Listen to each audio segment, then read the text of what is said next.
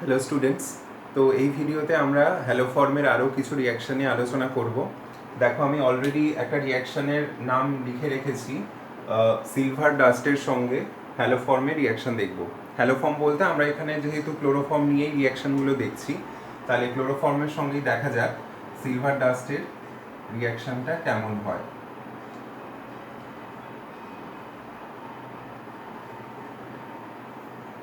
Silver dust দিয়ে যদি hit করা হয় তাহলে আমরা এই রিয়াকশানে অ্যাসিটিলিন পাই। অ্যাসিটিলিন হতে গেলে দুটো কার্বন লাগছে, তাহলে ক্লোরোফর্মটাও এখানে 2 মলিকিউল ইউজ করা হয়। সিলভার ডাস্ট ইউজ করার জন্য কি হচ্ছে, হ্যালোফর্মের যে ক্লোরিন অ্যাটমগুলো রয়েছে সেই ক্লোরিন অ্যাটম সিলভারের সঙ্গে কম্বাইন করে AgCl তৈরি করবার পরে প্রেসিপিটেট হয় বা প্রেসিপিটেশন হয়। আর বাকি যে কার্বন অংশটা আছে তারা পরস্পর কম্বাইন করে গেল। সিম্পল একটা স্টেপ আমি এখানে দেখাই, ফলো করো তোমরা সবাই। এটা বেসিক্যালি একটা ইলেকট্রন ট্রান্সফার রিয়াকশন হয়। মেকানিজম আমাদের দরকার নেই, ইলেকট্রন ট্রান্সফার মেকানিজম হয় একটা, নামটা শুধু জেনে রাখো।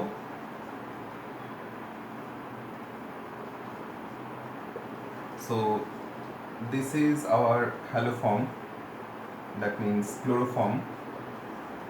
As you can see, here 6 molecule of Ag reacts with 6 atoms of halogen to form AgCl and gets precipitated out, right? আর 6টা AgCl যদি বেরিয়ে যায় তাহলে এইখানে CH যে পার্ট রয়েছে তার 3টে ভ্যালেন্সি কম, এখানেও যে CH পার্ট রয়েছে তারও 3টে ভ্যালেন্সি কম। তো তারা কম্বাইন করে কি তৈরি করলো? Acetylene to make up their octet. Fine. So this is the reaction of chloroform with silver dust. Next, move towards another reaction which is more important.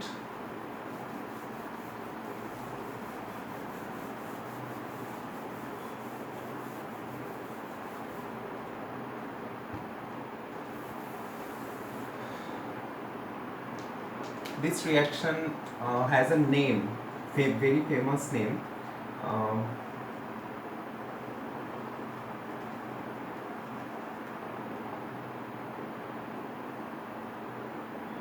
But I will speak, I will tell the name after completing the reaction. So reaction of chloroform with aniline.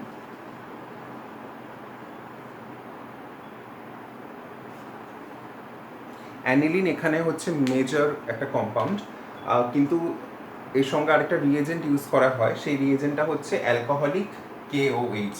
তো সেটাও আমি এখানে mention করেই দিচ্ছি, in presence of reaction of chloroform with aniline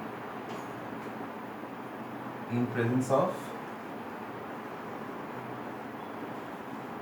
alcoholic KOH. ওকে, তো দেখো কি হয়, CHCl3 plus aniline. So this is the structure of aniline plus alcoholic KOH. Heat apply করা হয়, আবার রুম টেম্পারেচারেও রিয়াকশন হয়ে যায়। সো এইখানে আমরা যে প্রোডাক্টটা পাবো, this is called phenyl isocyanide. Phenyl isocyanide. Okay, along with the formation of KCl and water. Mechanism আছে, এইটার মেকানিজম কিন্তু করতে হবে, ভীষণ ইম্পর্টেন্ট একটা রিয়াকশন।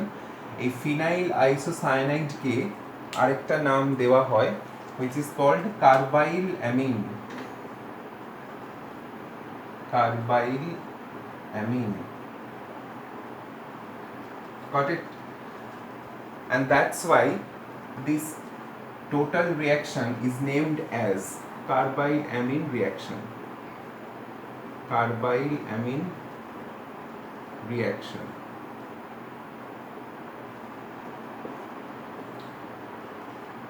ওকে, তো এই ফিনাইল আইসোসায়ানাইড যে কম্পাউন্ডটা আমি লিখেছি, এই কম্পাউন্ডটার ফিজিক্যাল ক্যারেক্টারিস্টিক্স বা ফিজিক্যাল ফিচার যদি বলা হয়, তাহলে এটা একটা highly poisonous gas. Highly poisonous gas. আর একটা অবনক্সিয়াস স্মেল আছে। অবনক্সিয়াস স্মেল। অবনক্সিয়াস মানে ঝাঁঝালো গন্ধ বা শ্বাসরোধ করার মতো একটা স্মেল আছে। ওকে, তো it is called obnoxious smell or pungent smell. Okay, এবার আমরা এটার মেকানিজম দেখব কীরকম ভাবে এই কম্পাউন্ডটা তৈরি হচ্ছে। এটাকে কার্বাইল অ্যামিন বলার পেছনে একটা কারণ আছে। খেয়াল করো, এই কম্পাউন্ডটা দেখে কি মনে হচ্ছে, এই অ্যানিলিনটাই ট্রান্সফর্ম হয়ে এই রকম হয়েছে, রাইট? তো অ্যানিলিনে বেনজিনের সঙ্গে তো নাইট্রোজেন অ্যাটম অ্যাটাচড, আর নাইট্রোজেনের সঙ্গে কে ছিল? দুটো হাইড্রোজেন অ্যাটম অ্যাটাচড ছিল। তো এই হাইড্রোজেন অ্যাটমটা বেরিয়ে গিয়ে তার জায়গায় কে এসেছে? কার্বন। তাই carbonated aniline, actually carbonated aniline মানে হাইড্রোজেনগুলোকে কার্বন দিয়ে রিপ্লেস করা হয়ে গেছে, এইরকম দেখে মনে হচ্ছে, তাই তো? তো এই গ্রুপটাকে তো আমরা ফিনাইল গ্রুপ বলি। ফিনাইল আর এনসি কম্পাউন্ডটাকে আইসোসায়ানাইড বলি। তো ফিনাইল আইসোসায়ানাইড এই নামটা তো ঠিক আছে, কিন্তু কার্বাইল অ্যামিন বলছে কেন? এই NH2 ওয়ালা কম্পাউন্ড আমরা অ্যামিন হিসাবে জানি, তো হাইড্রোজেনের বদলে যেহেতু কার্বন চলে এলো, তাই বলছে কার্বোনেটেড অ্যামিন বা কার্বাইল অ্যামিন, তাই জন্য আমরা এই নামটা বলে থাকি। তো চলো মেকানিজমটা দেখা যাক।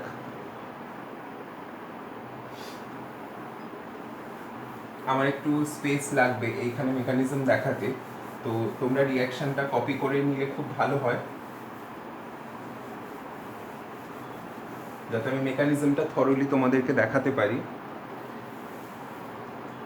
দেখো, এখানে আমি কিছুটা স্টেপ পর থেকে রিয়াকশনটা দেখাবো। তার কারণ হচ্ছে মিডিয়ামে কে কে আছে দেখো, এখানে ক্লোরোফর্ম আছে আর অ্যালকোহলিক KOH আছে। এই ক্লোরোফর্মের সঙ্গে কিন্তু অ্যালকোহলিক KOH-টাই রিয়াকশন করে নেবে। অ্যানিলিনের সঙ্গে কিন্তু KOH রিয়াকশন করবে না, কারণ অ্যানিলিনও একটা বেস আর KOH-ও একটা বেস, তাই দুটো বেস কখনো নিজের সঙ্গে রিয়াকশন করে না। তাই ক্লোরোফর্মের সঙ্গে অ্যালকোহলিক KOH যদি রিয়াকশন করে নেয়, কি হয় এটা তোমরা আগেই দেখেছো, কার্বিন তৈরি করে, ডাইক্লোরোকার্বিন। তাহলে আমি আর কার্বিন, ওই ডাইক্লোরোকার্বিন কীভাবে তৈরি হচ্ছে সেই প্রসেসটা আর দেখাবো না, ডিরেক্ট আমি ডাইক্লোরোকার্বিনের সঙ্গে অ্যানিলিনের কি রিয়াকশন হয় দেখাচ্ছি। শুধু আমি এখানে লিখে দিচ্ছি যে ক্লোরোফর্ম থেকে ডাইক্লোরোকার্বিন তৈরি হয় কিভাবে? অ্যালকোহলিক KOH এর সঙ্গে রিয়াকশন করে। তাহলে এইখানে এই ডাইক্লোরোকার্বিনটাই কিন্তু actually main reacting species. Main reacting species. যদি এটা তৈরি না হতো তাহলে কিন্তু অ্যানিলিনের সঙ্গে কিছু রিয়াকশন হতো না। আচ্ছা, তো দেখা যাক কি হয়।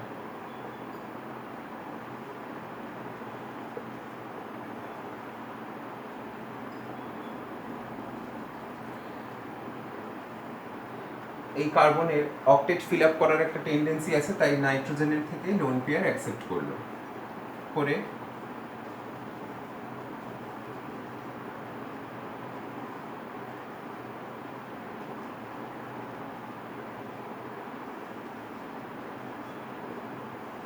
এইরকম একটা স্পিসিস জেনারেট করলো। সিম্পল এখান থেকে হাইড্রোজেন একটা বন্ড,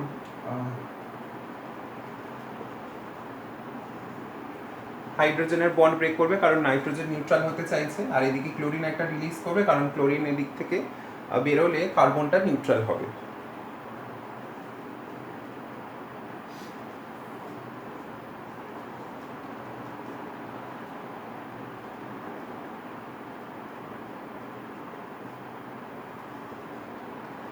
NH আর এদিকে হচ্ছে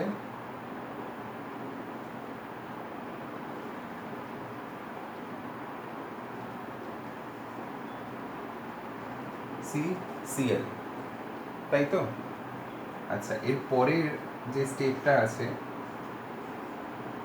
সেটা হচ্ছে এইরকম।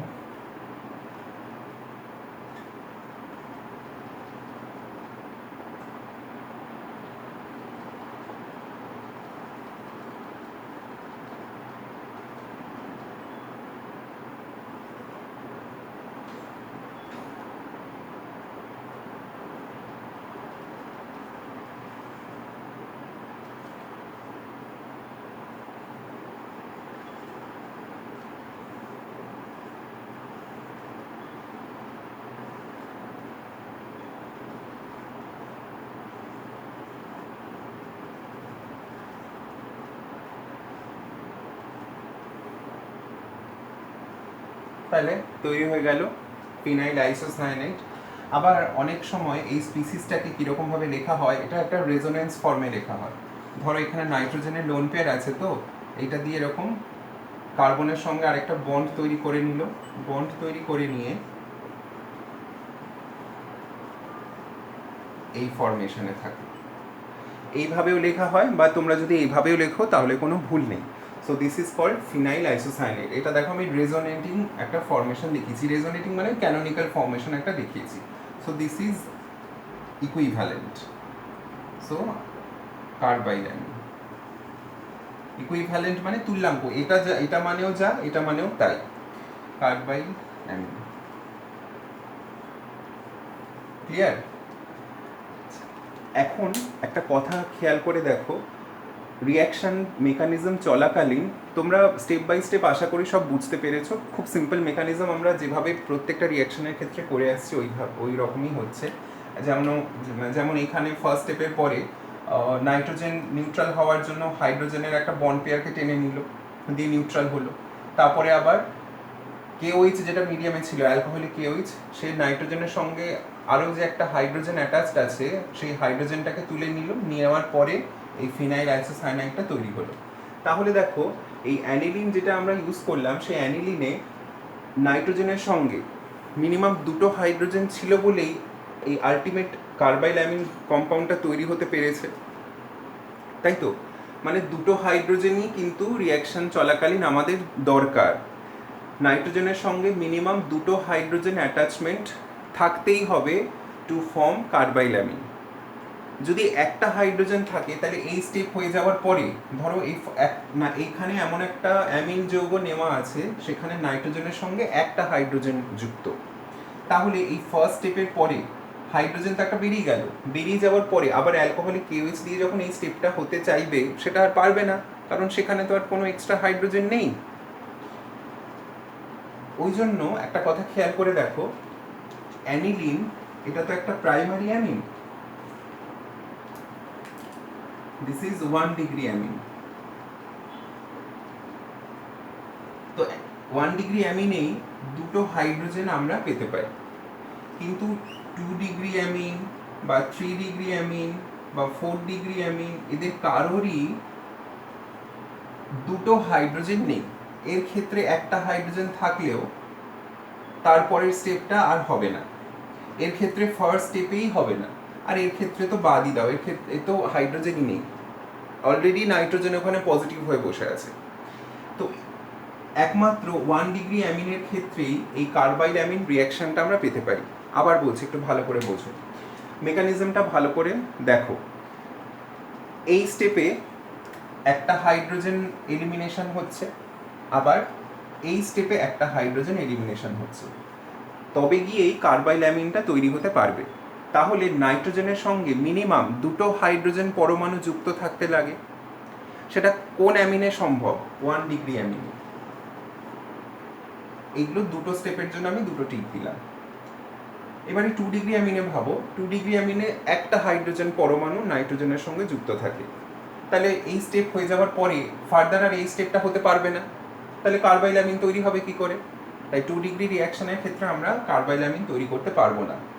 3 ডিগ্রি অ্যামিনে তো প্রথম থেকেই কোনো হাইড্রোজেন পরমাণু থাকে না নাইট্রোজেনের সঙ্গে, তাই কার্বাইল অ্যামিন রিঅ্যাকশন হবে না। আর 4 ডিগ্রিতে নাইট্রোজেন কি অবস্থায় থাকে, অ্যামোনিয়াম ফর্মে থাকে, মানে নাইট্রোজেন পজিটিভ স্টেটে থাকে। তো সেক্ষেত্রে তো এই রিয়াকশন হওয়ার কোনো চান্সই নেই, তাই না? অতএব আমরা কি বলতে পারি যে কার্বাইল অ্যামিন রিয়াকশনের সাহায্যে আমরা 1 ডিগ্রি অ্যামিনকে বাকি যে ডিগ্রি অ্যামিন রয়েছে তাদের থেকে শনাক্তকরণ করতে পারি, আইডেন্টিফাই করতে পারি। ধরো 3 রকম অ্যামিন দেওয়া আছে, 3 রকম অ্যামিনের কথা ছাড়ো, 2 রকম অ্যামিন দেওয়া আছে, মনে করো 1 ডিগ্রি দেওয়া আছে, 2 ডিগ্রি দেওয়া আছে, বা 1 ডিগ্রির সঙ্গে 3 ডিগ্রি দেওয়া আছে। দিয়ে বললো যে এই দুটো অ্যামিনের মধ্যে কোনটা 1 ডিগ্রি আর কোনটা 3 ডিগ্রি রিয়াকশন করে বোঝাও। খুব স্বাভাবিকভাবেই কার্বাইল অ্যামিন রিয়াকশন যদি করানো হয় তাহলে প্রাইমারি অ্যামিনের ক্ষেত্রে আমি কার্বাইল অ্যামিন তৈরি করে পাবো, কিন্তু 3 ডিগ্রি বা 2 ডিগ্রির কারোর ক্ষেত্রেই পাবো না। So this reaction is helpful to identify 1 degree amine from the other degrees of amines, right? তো এখানে আমি অ্যানিলিন দিয়ে দেখিয়েছি, মানে এমন নয় এটা শুধু অ্যারোমেটিক অ্যামিনের ক্ষেত্রেই হয়, এই রিয়াকশনটা অ্যালিফ্যাটিক অ্যামিনের ক্ষেত্রেও সমানভাবে প্রযোজ্য। অ্যালিফ্যাটিক অ্যামিন বলতে সেখানেও প্রাইমারি অ্যামিনের মধ্যেই রিয়াকশনটা সীমাবদ্ধ, বোঝাতে পারলাম? তাহলে অ্যালিফ্যাটিক অ্যামিন বলো বা অ্যারোমেটিক অ্যামিন বলো, শুধুমাত্র প্রাইমারি অ্যামিনগুলোই এই কার্বাইল অ্যামিন রিয়াকশনটা কার্বাইল অ্যামিন রিয়াকশনে পার্টিসিপেট করবে। ওকে, আশা করি তোমাদের কনসেপ্টটা ক্লিয়ার করতে পেরেছি। তোমাদের একটা প্রশ্ন দিচ্ছি ফর প্র্যাকটিস।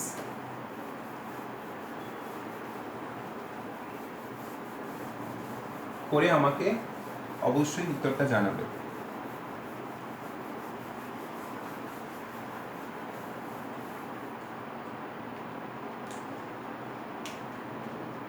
লিখে রাখো কোয়েশ্চেনটা।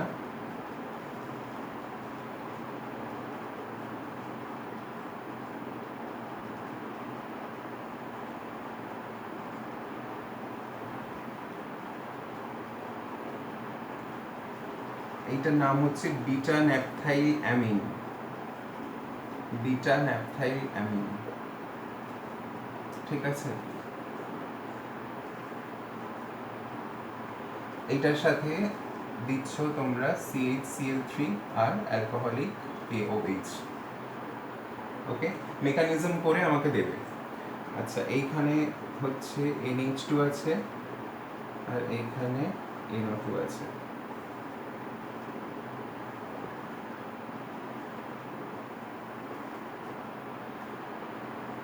এটা একটা কোয়েশ্চেন দুটোতেই। আচ্ছা,